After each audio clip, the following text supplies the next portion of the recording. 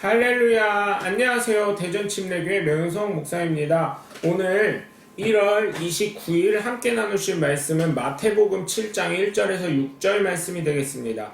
제가 봉독하고 함께 말씀 나누겠습니다. 비판을 받지 아니하려거든 비판하지 말라. 너희가 비판하는 그 비판으로 너희가 비판을 받을 것이요 너희가 헤아리는 그 헤아림으로 너희가 헤아림을 받을 것이니라. 어찌하여 형제의 눈 속에 있는 티는 보고 내 눈 속에 있는 들보는 깨닫지 못하느냐. 보라, 내 눈 속에 들보가 있는데 어찌하여 형제에게 말하기를 나로 내 눈 속에 있는 티를 빼게 하라 하겠느냐. 외식하는 자여, 먼저 내 눈 속에서 들보를 빼어라. 그 후에야 밝히 보고 형제의 눈 속에서 티를 빼리라. 거룩한 것을 개에게 주지 말며 너희 진주를 돼지 앞에 던지지 말라. 그들이 그것을 발로 밟고 돌이켜 너희를 찢어 상하게 할까 염려함이라. 아멘. 우리가 예수님을 믿는 사람으로 알려지면 사실은 많은 것에 대해 양보하고 감내해야 하는 것들 많이 있습니다. 그러나 성경에서는 무분별하게 당하고만 살라는 이야기를 하고 있는 것은 아닙니다. 많은 사람들이 이야기를 합니다. 오른뺨 치면 왼뺨도 두들달라고 했으니까 그냥 당하고 살아야 한다는 식으로 이야기하는 사람들도 간혹 있는데 그 사람들은 온전히 성경을 읽어보지도 않고 깨닫지도 못하고 알지도 못한 사람들입니다. 성경을 보시면 예수님이 얼마나 바리새인과 서기관들 그리고 하나님의 나라의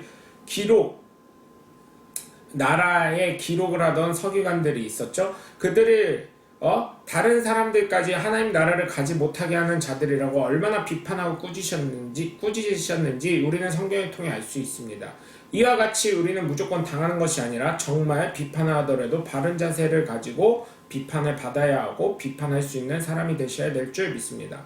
첫 번째로 비판하는 바른 자세는 우선 비판하지 않는 것입니다. 그냥 넘어가면 됩니다. 그 비판으로 말미암아 나 역시 비판을 받을 수 있기 때문입니다.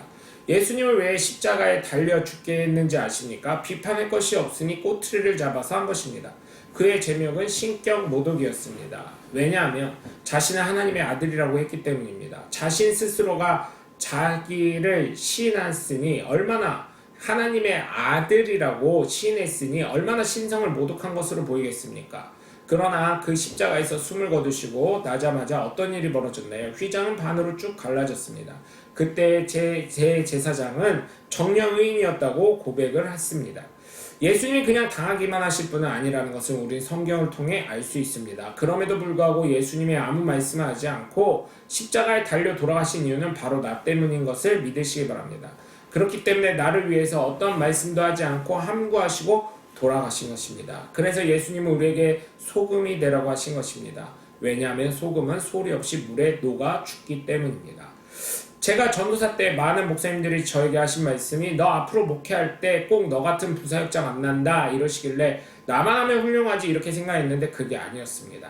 그래서 그냥 정말 말씀을 전하기도 하고 깨달으면서 정말 소금과 같은 존재가 되기 위해 노력을 하려고 합니다. 그리고 가능한 비판하지 않으려고 하는 이유도 이와 같습니다.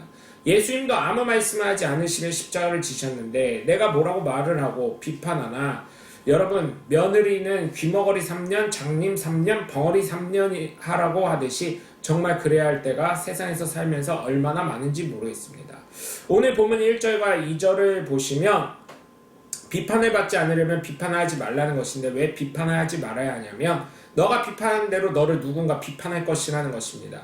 특별히 자식 이야기를 할 때 여러분 내 자식은 정말 착하고 말 잘 듣고 예의 바른 줄 알았는데 다른 사람의 눈을 빌려보면 정녕 착하고 말 잘 듣고 예의가 바르냐는 것입니다. 그래서 제가 저희 집사람이랑 함께 나눈 이야기는 우리 애들을 잘 키울 수 있도록 하자.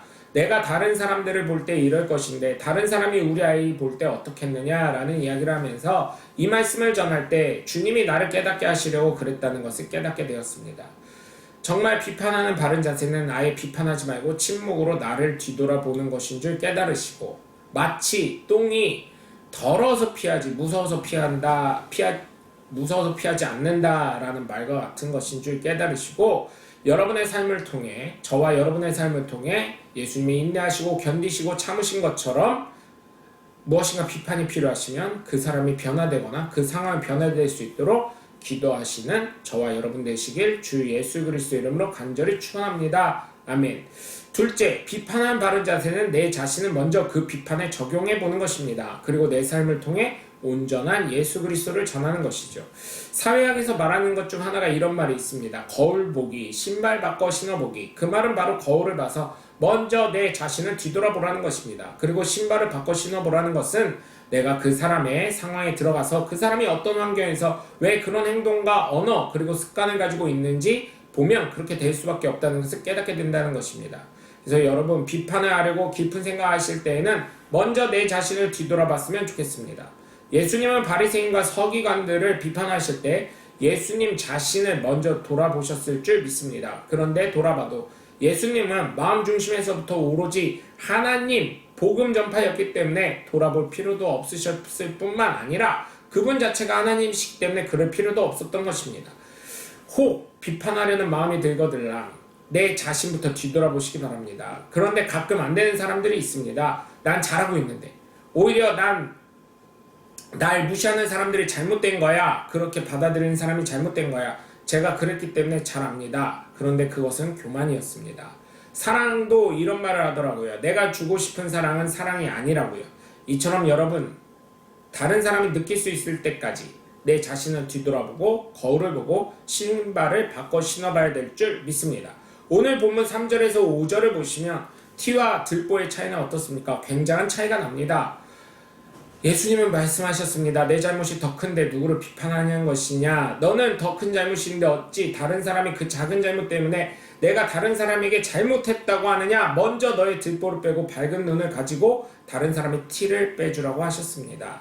이 말은 너도 죄인이고 그도 죄인인데 어찌 너는 죄인이라고 생각하지 못하고 다른 사람을 그렇게 죄인을 만드냐? 그리고 너의 죄를 빼고 제발 밝은 눈을 가지고 진정한 구원자가 되고 진정한 빛이 되시는 예수 그리스도의 빛을 보고 너의 삶을 통해서 빛을 보지 못하고 있고 구원자 예수를 바라보지 못하는 자의 눈을 뜨게 해주라는 것입니다. 그렇기 때문에 여러분, 남을 비판하기보다는 정말 내 삶을 뒤돌아보고 정말 예수 믿는 사람으로서 올바른 삶을 전달하시는 하나님의 귀한 자녀들 되시길 주 예수 그리스도의 이름으로 간절히 축원합니다. 세 번째, 비판하는 바른 자세는 거룩한 것을 소중히 여기는 것인 줄 믿으시기 바랍니다. 하나님을 소중히 여기는 것이고 천국을 소중히 여기는 것이 바로 중요한 것입니다. 예수님의 비판은 거룩한 것이고 예수님의 비판은 소중합니다. 장사치들이 있을 때 강도의 구려를 만들려고 하느냐고 비판하시면서 예수님 뭐라고 하셨습니까? 내 집은 만민이 기도하는 집이라고 하셨습니다. 그리고 외식하는 서기관과 바리새인들을 통하여 율법이 무엇인지 깨닫게 하시길 원했습니다. 또한 예수님은 천국 복음을 전파하시기 위해 이 땅에 오신 목적을 말씀하신 것처럼 비판하시기 전에 정말 거룩하신 하나님을 소중히 여기시고 천국 복음을 소중히 여기셔야 할 줄 믿습니다. 그것은 정말 너무나 소중합니다. 천국 가기 위해서는 불신자의 삶을 바르게 비판할 줄 알아야 합니다. 그렇다고 화내리는 것이 아니고 웃으면서 뺨친다라는 말이 있듯이 분위기는 좋게 하면서 정말 가장 소중한 예수 그리스도를 전하고 천국의 복음을 전파하는 사람이 되셔야 될 줄 믿습니다. 그들도 그러면 깨닫고 주님 안에 돌아옵니다. 제가 복음 전파할 때 그냥 막 할 것 같아도 저도 나름대로 그 사람의 죄를 깨닫고 또한 그 죄 때문에 천국에 갈 수 없고 지옥에 갈 수밖에 없다는 것을 잘 전하려고 그때마다 주시는 성령의 강권함으로 말미암아 잘 전하려고 노력합니다. 그러면 그들이 스스로 자신의 삶을 인정하는 경우를 보게 됩니다. 물론 다 그럴 수는 없습니다. 강팍한 사람들은 오히려 욕을 하고 화를 내시는 경우가 있습니다. 내가 잘못 살았고 내가 정말 하나님 나라에 가고 싶은데 생각처럼 안 되고 하면서 자신의 삶을 간혹 나누게 되는 경우가 있습니다. 소중한 그 가치를 여러분이 아시고 정말 바르게 올바르게 비판하셔서 그들이 죄를 깨닫고 천국에 함께 갈 수 있도록 해야 될 줄 믿습니다. 오늘 본문 6절을 보시면 거룩한 것을 개에게 주지 말고 진주를 돼지에게 던지지 말라고 한 것은 줘봤자 그 동물들은 잘 몰라서 발로 밟고 오히려 너희를 공격한다는 것입니다.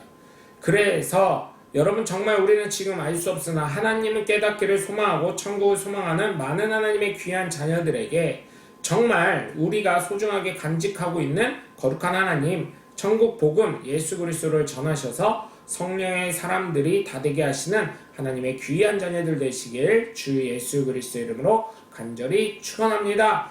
여러분 오늘도 함께 해주셔서 감사하고요. 저와 여러분의 삶 가운데 하나님의 지키심과 인도하심이 넘쳐나시길 바랍니다. 저는 대전 침례교회 명성 목사였습니다. 감사합니다. 샬롬.